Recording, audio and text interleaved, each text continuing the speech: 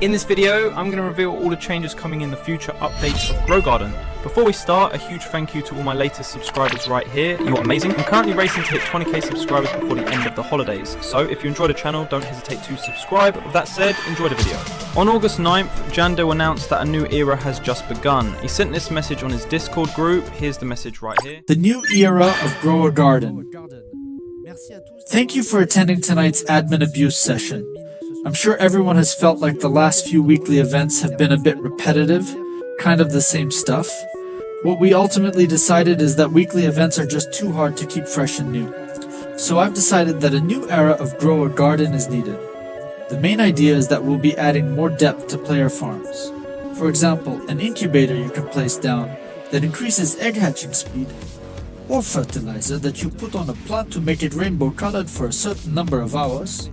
We're talking about depth in the farm, meta mechanics, more ways to play, Easter eggs, and discoveries. We'll still have events because we think they're really fun, but we noticed people became quite critical of our events lately, probably because we were neglecting other content like bug fixes and new features.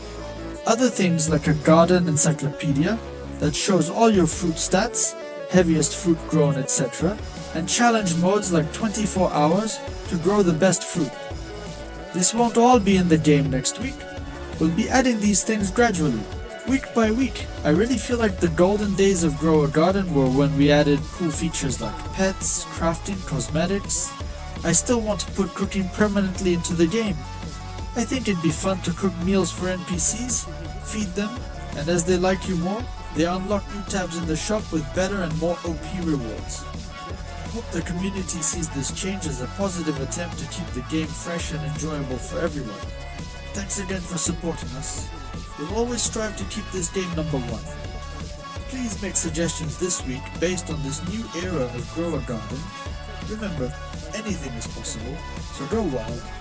Sorry for all the random ideas and rambling in this message. Please note this is all subject to change. I'm not promising anything, and if the community doesn't want this, I won't do it. Well, we also posted a video on TikTok, but I think what he wrote on Discord is already more than enough. So now guys, I'm gonna critique a bit what he wants to do, explain it to you in detail, and share some of my little theories. As Jandel explained, he feels that the events are becoming repetitive. I kind of agree, it's starting to get stale, and honestly Grow Garden's decision is a good idea. But we also have to remember that they've gotten a large part of the players used to, especially kids. Yes, TikTok generation, you know who you are, getting updates as often as possible. And that can cause problems because suddenly changing the update rhythm is a bit rough. Let's take a simple example. Quitting smoking doesn't happen overnight, it's done gradually. Well, it's the same here. Instead of cutting updates suddenly, Jandel could gradually reduce them from one update every week, then one update every week and 1 day, then one update every week and 3 days, and finally reach one update every 2 weeks. That way players don't get a big shock, but we keep a strong rhythm. Personally, I think updates every 2 weeks are perfect, more content and enough time to enjoy it. He also announced new features that honestly are really useful. A system to hatch eggs faster, challenge modes like 24 hours to grow the best fruit. That's excellent because it encourages players who don't know what to do to take on challenges.